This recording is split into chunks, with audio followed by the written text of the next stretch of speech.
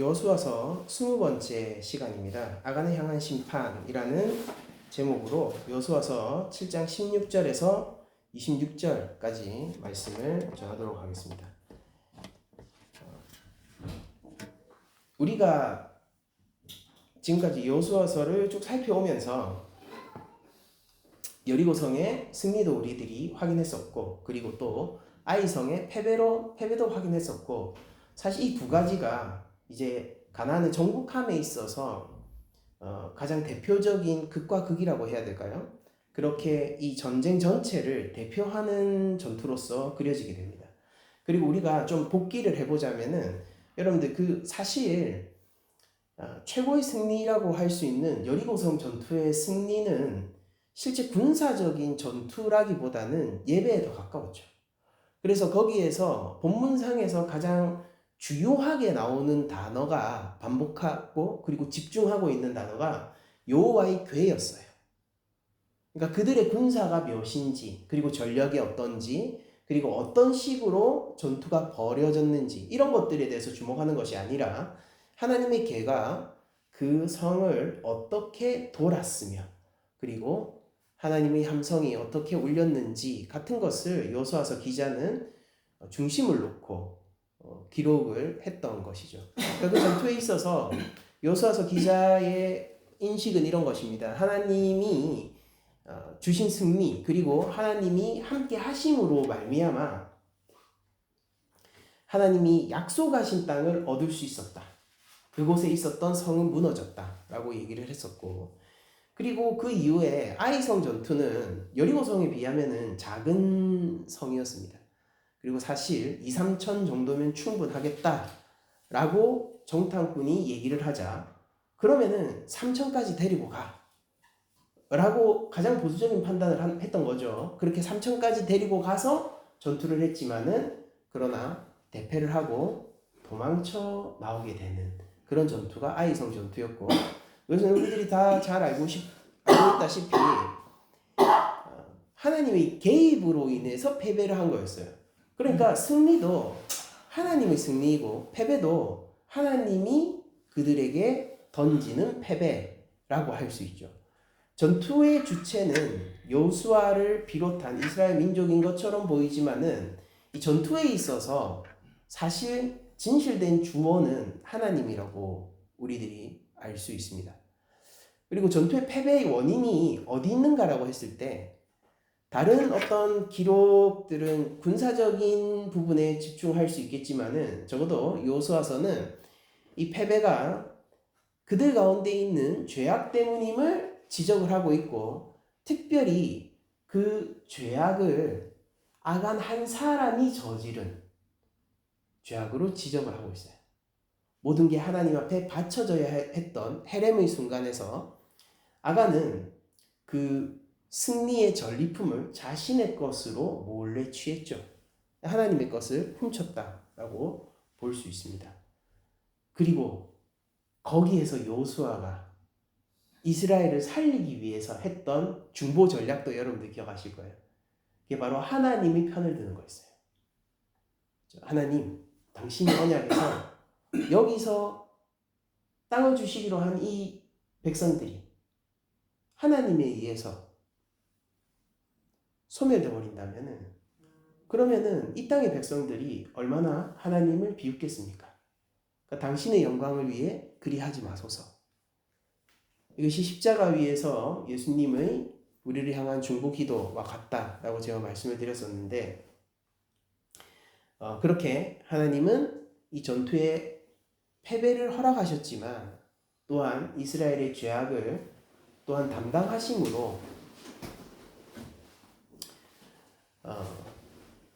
하나님이 이스라엘 진영을 살리시기로 결정한 것을 우리들이 알게 됐죠. 그래서 심판을 준비하고 오늘이 심판의 본문이라고 할 수 있습니다. 그리고 이 심판의 본문 가운데서 첫 번째로 나오는 것은 뭐냐면은, 제비뽑기를 통해서 점점 좁혀가고 있는 상황이 나오는 겁니다. 범인을 향해서 하나하나 좁혀가는 거예요. 이게 약간 저는 이 본문 보면서 그 생각했거든요. 그러니까 어릴 때 이제 제가 위로 이제 제가 막내니까 위로 누님이 두 분 있고 형님이 한 분 있는데 집에서 사고를 치잖아요. 그러면 이제 엄마나 뭐 이런 어른들이 누가 그랬노 이렇게 합니다. 누가 그랬노 그러면 그러나 거기에서 나설 사람은 없죠. 저의 범인은 저지만은 나서지 않습니다. 나서지 않고 이 시간이 지나가기를 기다립니다. 그리고 여기에 이제 부모가 되신 분도 있겠지만은 여러분들 그 시간은 결코 지나가지 않죠. 범인이 나오고 마무리가 될 때까지 그 시간이 지나가지 않아요. 그러니까 헛된 소망 같은 거죠. 그래서 네가 했나? 아니요. 네가 했나? 아니요. 니제 그때서 이제 그게 아니라 뭐 이렇게 나오는 겁니다. 그때 변명을 하고 하지만은 뭐 진작 지금 와서 생각하면은 진작 나와서 그 사실 이렇게 해서 제가 한 겁니다. 죄송합니다라고 했으면은 얼마나 빨리 끝났을까? 어른들의 그 엄마의 분노가 그게 달하기 전에 그걸 시킬 수 있었을까? 이런 생각들을 해보게 되는데 오늘 본문도 약간 그런 측면이 있어요. 그리고 특히나 우리가 좀 주목해야 될 것은 뭐냐면은 이게 유다 지파 가운데서 일어난 일입니다. 그러니까 예수님 마태복음에 나오는 예수님의 계보를 보지 않습니까? 예수님의 계보를 보면은 이게 왕의 족보를 얘기를 해놓은 거거든요. 왕의 족보를. 근데 거기 왕의 족보를 가만히 들여다보면은 함정들이 있어요. 뭐냐면은 순수하고 완벽하고 깨끗해야 할 것 같은 그리고 권위를 세상 그 무엇보다도 강조해야 될 것 같은 족보에 이방 여인의 이름이 있고 그리고 이제 다윗의 후손이라고 주장을 하고는 족보임에도 불구하고 다윗의 죄악을 떠올리게 하는 그런 단어가 들어가 있고 그리고 이 완벽한 족보를 만들기보다는 일종의 상징적인 족보를 통해서 예수님을 설명하려고 하는 측면들이 있거든요. 근데 오늘도 유다 지파에 대해서 얘기를 하고 있으면서 이 유다 지파가 사실은 이 이스라엘 가운데 단 하나 잘못된 잘못이 있었다면은 여기에서 일어났다라는 식으로 얘기를 하고 있는 거예요.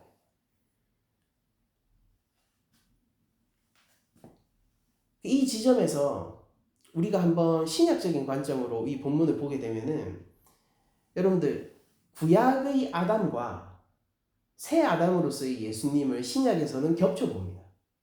그렇죠?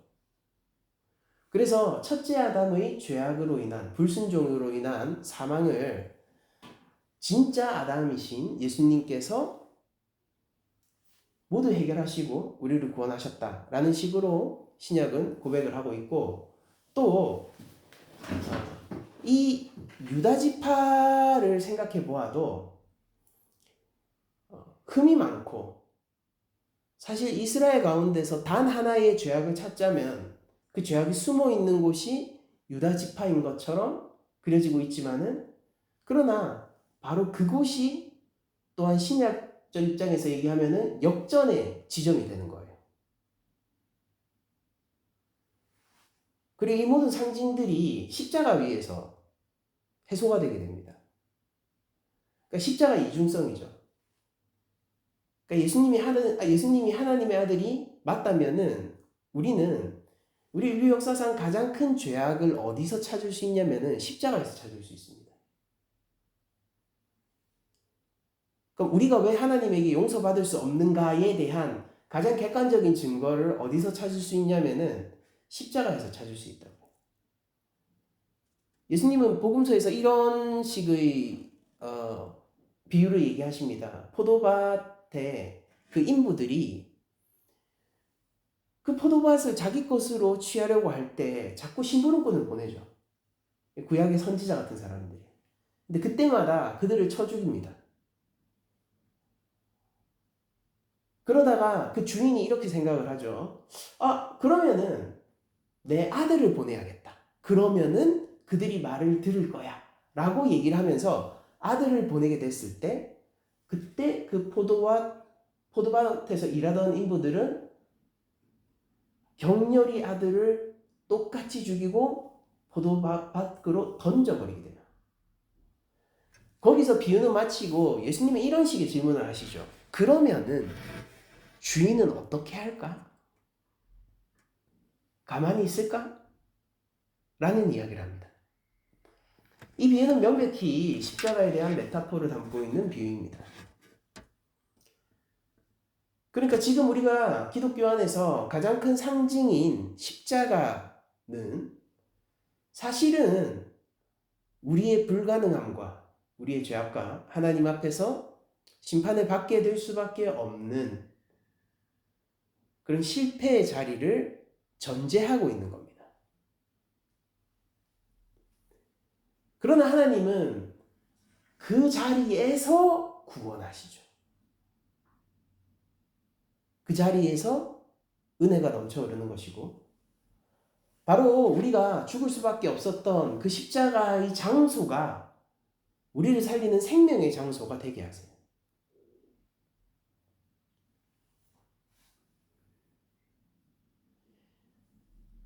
이렇게 실패와 죄악으로 가득한 유다의 핏줄들은요, 예수님을 통해서 역전이 되는 겁니다.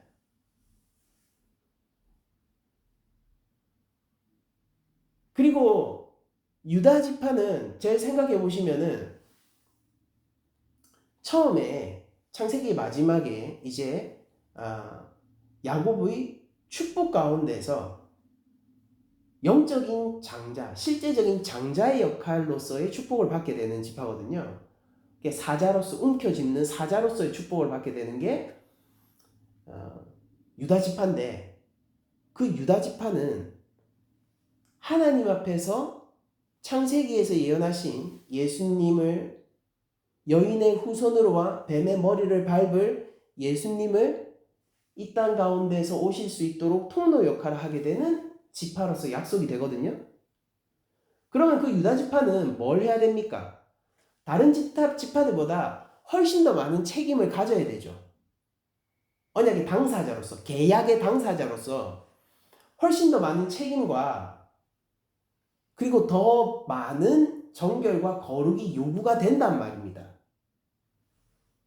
왜냐하면 그 직책이 그런 것이거든요. 그러니까 우리가 학생과 선생님의 책임감은 다르잖아요. 같은 회사에 있다 하더라도 이제 평사원과 과장의 책임은 달라요.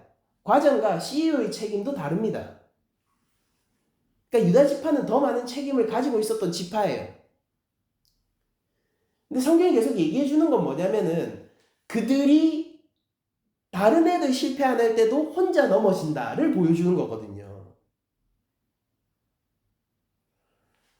저는 어떤 측면에서 하나님이 이 유다 지파의 불안정성 때문에 예수님을 유다 지파를 통해서 보내신 것이라고도 생각을 합니다.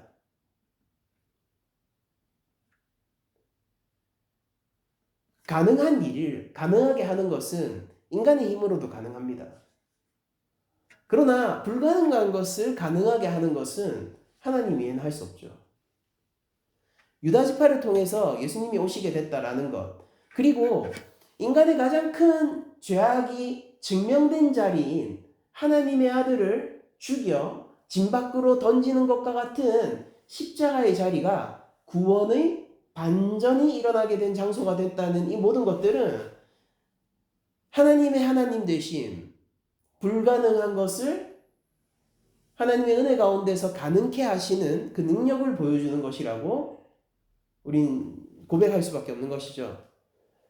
그러니까 여기에서 아간을 향해서 이렇게 쭉 범인찾기 하듯이 쭉 가는 것, 그 방식은 굉장히 단순해요. 추리를 해나가는 게 아니라 그냥 제비를 꽂는 겁니다. 선명한 방식이죠. 그리고 단 한 명도 빠져나갈 수 없는 방식이에요. 모든 지파를 훑었어요. 그 지파 가운데서 한 지파를 선택해서 그 지파를 전체를 살펴봅니다. 그리고 그 가운데서 한 자손을 뽑아서 그 자손 전체를 살펴봐요. 한 가정을 향해서 나아가고 그리고 한 사람을 향해서 나갑니다.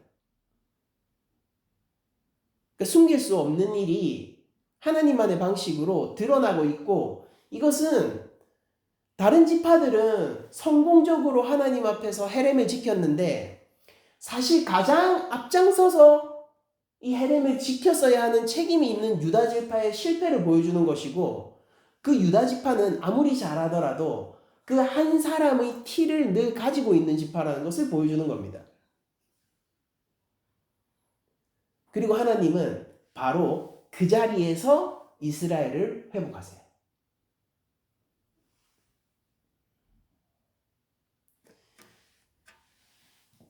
그러니까 우리들이 이런 본문을 통해서 보아야 하는 것은 무엇이냐면은, 우리의 삶 가운데에서 하나님의 개입이 필요한 지점들이 있단 말입니다.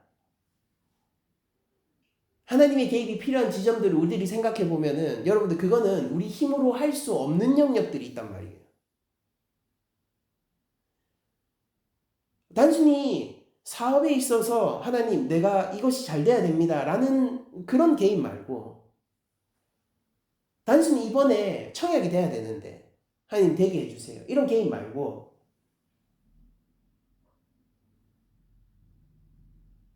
진지하게 자신의 영혼을 마주하고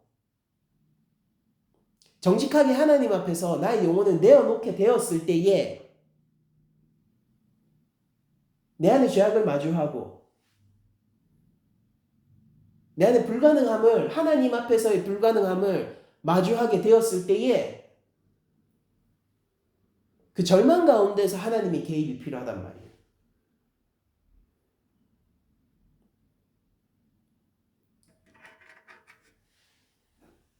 여러분들 기독교는 산속으로 들어가는 종교가 아니라 도시 가운데 있는 종교입니다. 그러니까 어떤 측면에서는 굉장히 세속적인 종교라고도 부를 수 있겠죠. 그러니까 사회 가운데서 살아가고, 여러분 생각해 보세요. 목사는 결혼을 해야 되는 성직자예요. 목사는. 잘 생각해 보면은 그 가톨릭 사제들은 결혼을 해서는 안 돼요. 스님들도 결혼을 해서는 안 됩니다. 근데 목사들은요, 결혼을 하지 않으면은 목사 안수를 안 줘요. 왜냐면은 목사가 하나님 말씀을 순종해야 하는데, 가정을 만들고 가정의 머리로서 가정의 본을 보이는 것이 또한 목사의 역할이라고 우리들이 믿기 때문이고, 이 모든 것이 하나님의 명령 가운데에서 우리들이 순종하기 위한 방편으로서 결혼을 해야지만 안수를 주는 거거든요. 그렇게 생각하면은 우리가 굉장히 세속적인 종교라고도 할 수 있을 거예요. 그런데 이 우리들이 살아가고 이 땅에서 발붙이고 여기에서 하나님 나라를 만들기 위해서 지금 우리들이 숨쉬고 있는 이 공간, 우리들이 딛고 있는 이 땅 위에서 하나님 나라를 만들기 위해서 독려하고 있는 이 기독교는요, 사실 그 일을 하기 위해서 그 무엇보다도 이 땅의 현실을 직시하게 하는 종교이기도 합니다. 그러니까 끝까지 도망치지 못하게 하는 종교라고요. 그러니까 산으로 피할 수 없어요. 그리스도인이라는 것은 뭘 의미하는 거냐면은, 그러니까 어딘가로 피할 수 없다고요. 수도원으로 피할 수 없어요. 개신교인이라는 것은요. 형이상학적인 하나님의 은혜는요, 이 형이학적인 우리들의 삶을 통해서 확인되어지는 것이고, 이 땅에서 확인되어지는 것이고, 그리고 이 땅에서 하나님은 끝까지 따져 물으시는데, 그 현실을 직시하게 됐을 때 우리들은 이 땅 가운데 좋은 것만 있는 것이 아니라 죄악이 가득 차 있으며, 또한 내가 하나님 앞에서 불가능하고 반드시 무너질 수밖에 없는 악한의 측면, 전부 다 괜찮은 것 같은데 그러나 끝까지 한 가지 남아있는 용서받지 못할 아간의 측면들을 가지고 있는 이스라엘과 같은 사람이라는 것을 하나님은 바라보게 하십니다.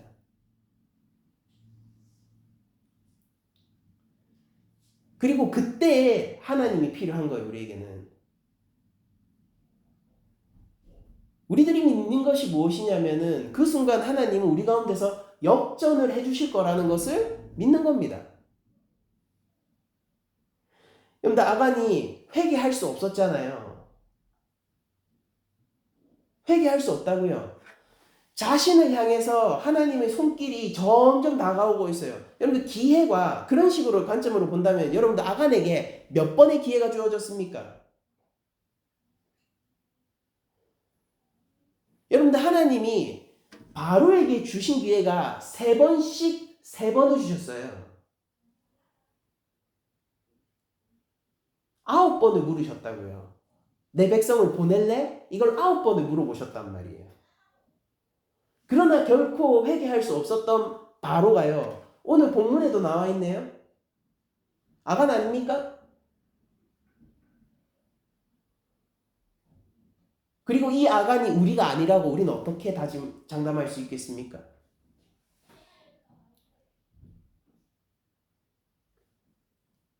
이 아간이 우리와 상관없는 제3자고 우리는 그냥 단순히 비판해도 되고 버려도 되는 사람이라고 우리 가운데서 누가 확신할 수 있겠어요?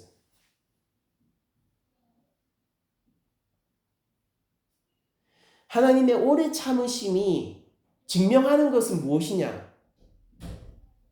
하나님이 아간을 향하여서 여러 번 기회를 주신 것은 심지어 그 강도가 점점 높아지죠. 경고의 강도가. 그런데 그렇게 경고를 계속 할 정도로 오래 참으심은 무엇을 보여주냐면요. 그럼에도 불구하고 회개할 수 없고 하나님 앞에 나아갈 수 없는 이스라엘을 보여주는 것이고 그게 바로 우리의 모습이라고 성경은 고발하고 있는 겁니다. 그리고 여러분들 거기서 우리가 하나님이 필요하다고요. 거기서 역전이 일어나는 거란 말입니다. 인간은 무엇으로 사는 것입니까?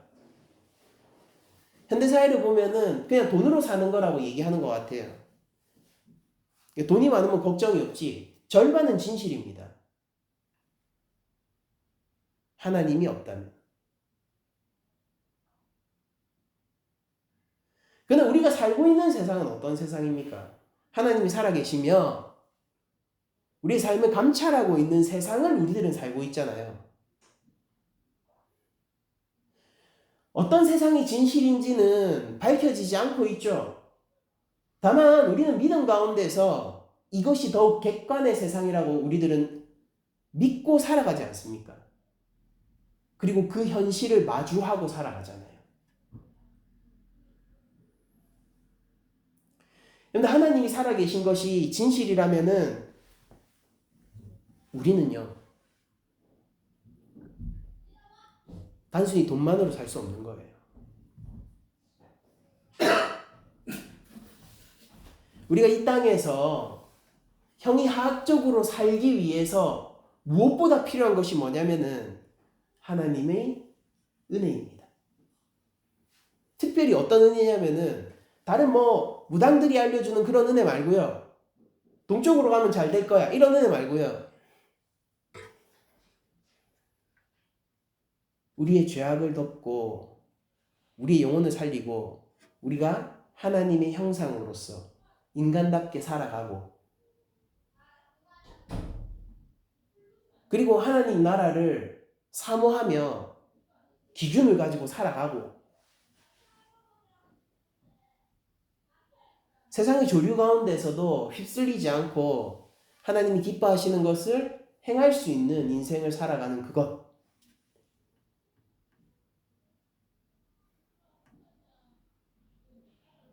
우리가 우리 곁에 있는 약자들을 돌보고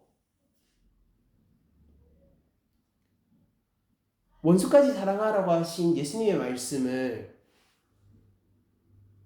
진실로 받아들이고 순종하는 그 인생.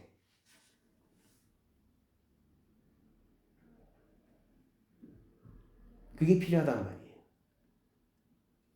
그리고 하나님은 그런 길을 걷는 자에게 필요한 모든 것을 제공하겠다라고 얘기하셨습니다. 우리가 그 길을 걸어보지 않으면은 그게 진실인지 아닌지 어떻게 증명을 할 수 있겠습니까? 우리가 그 길을 가보지 않는다면은 예수님을 믿는다는 우리가 주의 가르침을 따라서 그 길 위에 서지 않는다면은 세상 가운데 어떻게 하나님의 살아계심과 주의 말씀이 진리임이 드러나겠냐고요.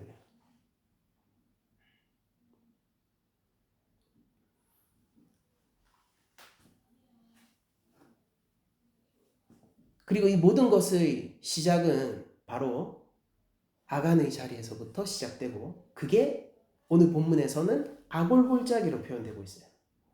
본데의 이 여호수아서에 나오는 아골골짜기는요.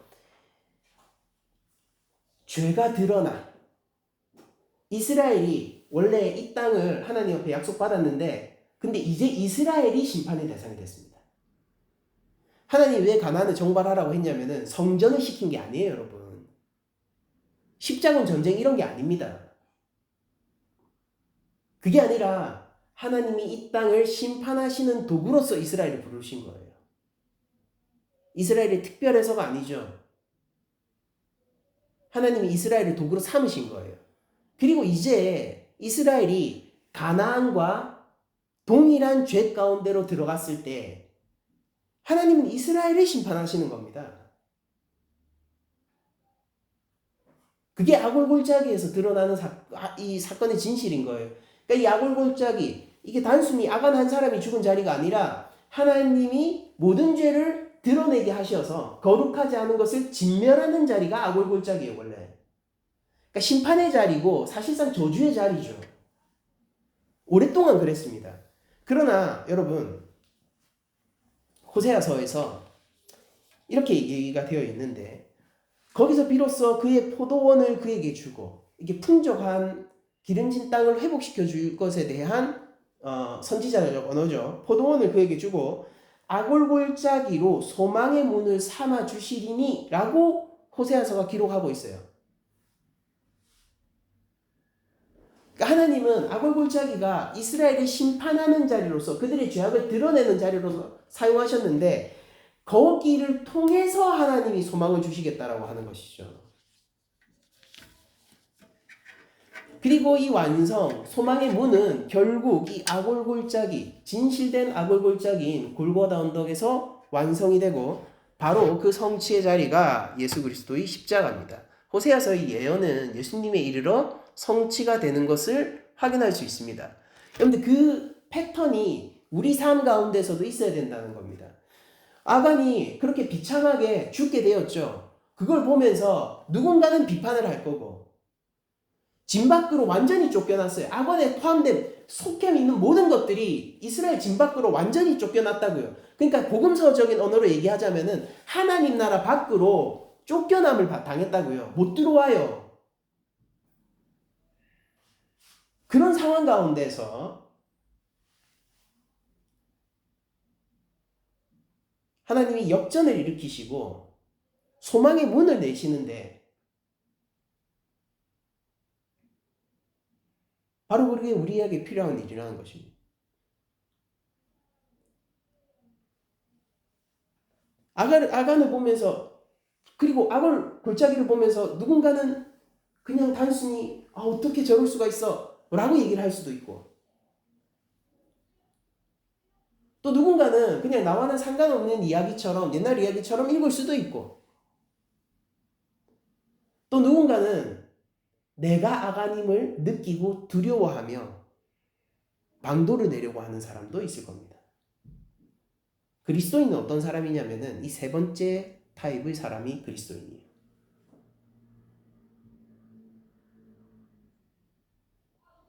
하나님의 경외함과 두려움 가운데에서 내가 아간임을 고백하고 깨달아 소망의 문을 내달라고 얘기하는 사람들.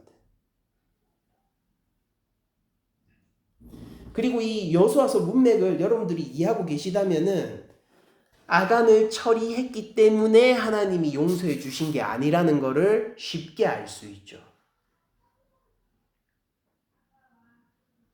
아간을 색출해내고 그의 재산을 몰수하고 그에게 형벌을 내렸기 때문에 사건이 해결된 게 아니에요.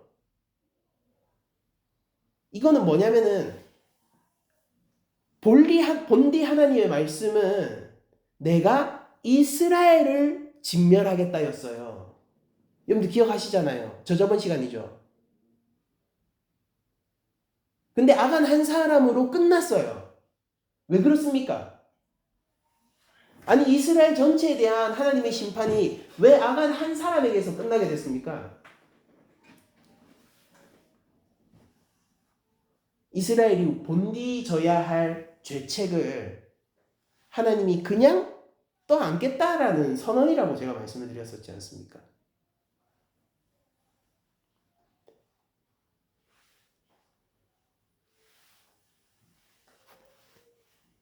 우리가 알고 있는 하나님이 바로 그 하나님이고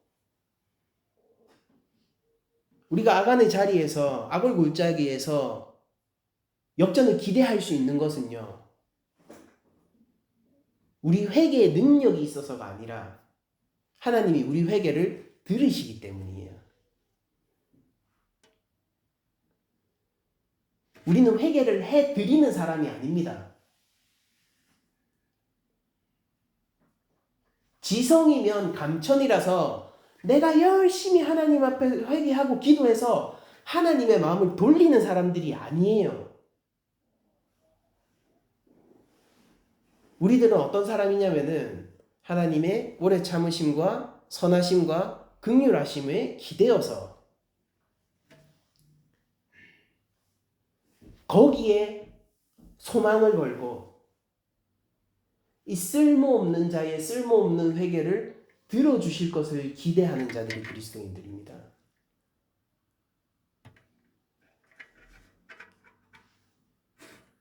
아간 한 사람이 이스라엘 전체의 죄악을 짊어질 수 있습니까? 불가능해요. 아간은 불가능해요. 그건 하나님은 그렇게 하셨죠.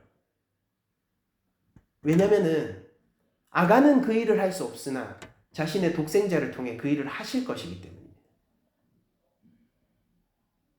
그게 우리가 믿는 바입니다. 우리는 이 믿음 가운데서 살아가는 것이고 이 믿음 가운데서 삶을 조망하는 것이고 그렇기 때문에 주의 계명을 따라 살아가는 것입니다. 그런데 기독교는 세속적이고 사회적인 종교이지만은 여러분들 그 믿음에 있어서는 결코 세속적이거나 사회적이지 않습니다. 근데 우리는 형이하학적인 이 세상을 선한 하나님의 창조로 여기고 하나님이 창조하신 이 땅 가운데에서 하나님의 나라를 건설하기를 원하는 것이 기독교인들이지만은 그러나 이 모든 것이 영이신 하나님 가운데서 일어난 일이라는 것을 또한 동시에 고백하고 있는 자들이죠.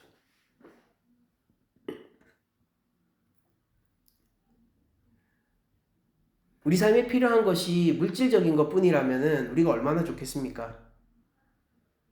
그런 것들은 다소 어렵더라도 방도가 있을 거예요.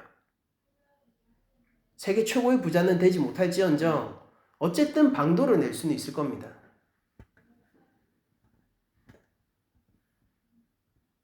그러나 여러분, 하나님의 심판 앞에서라면 우리에게 무슨 방도가 있겠습니까?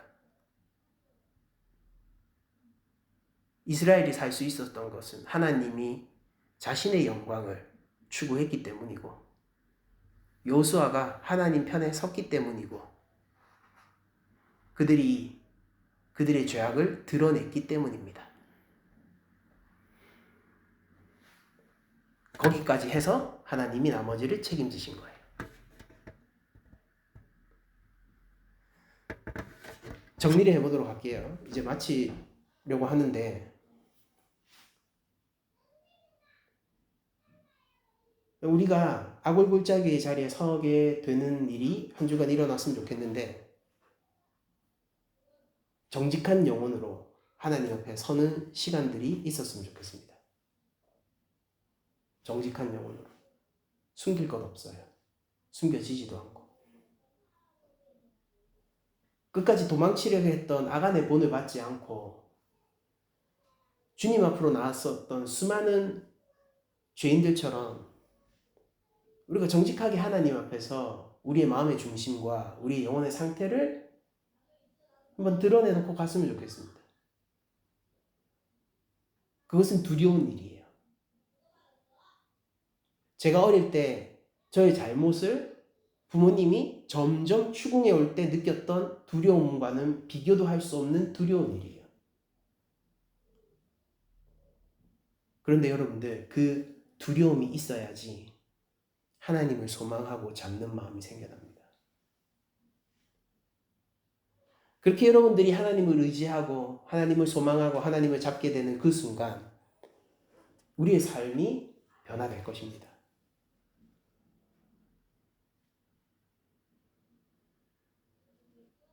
우리가 비로소 자유로워질 것이고 우리가 비로소 가장 우리답게 살 수 있게 될 것입니다.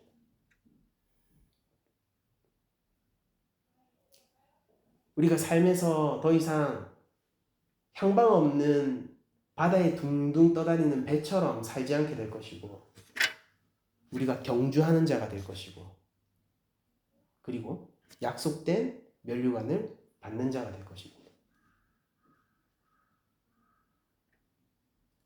많은 사람들이 이 삶을 누렸으면 좋겠고